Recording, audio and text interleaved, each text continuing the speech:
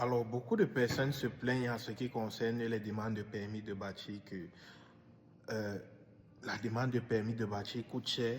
Ça demande non seulement des plans euh, signés par un architecte inscrit à l'ordre des architectes du Cameroun et des plans structurels signés par un ingénieur de structure inscrit à l'ordre des ingénieurs du Cameroun.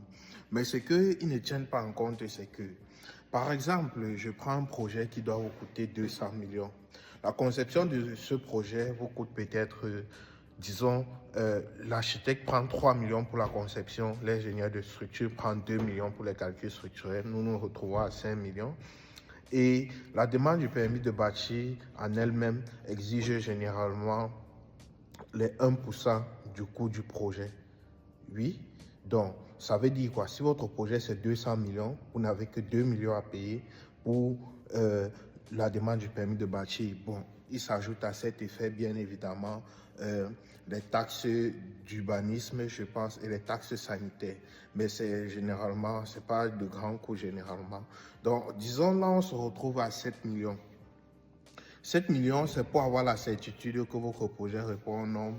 C'est pour avoir la certitude qu'on ne va pas casser votre maison, par exemple, juste parce qu'on va dire que vous avez conçu là où il ne faut pas.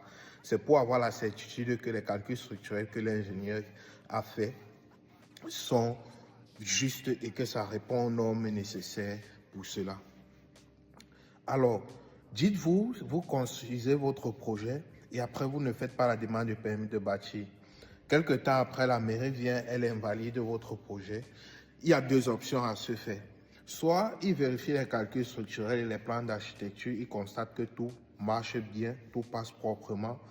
Alors là, à cet effet, qu'est-ce qu'ils vont faire? Ils vont juste vous donner la taxe nécessaire à cela. Et la taxe, généralement, à l'heure là, c'est 30% du coût du projet. Donc, vous prenez 30% fois, disons, 20 millions, 30% de 200 millions. Donc, ça va être environ les 60 millions comme ça. C'est ce que vous êtes censé payer à l'heure là. Lorsque vous avez déjà implanté votre projet sans avoir un permis de bâtir ou un permis d'implanter, vous êtes obligé de payer une somme allant de 30% à plus du coût de votre projet.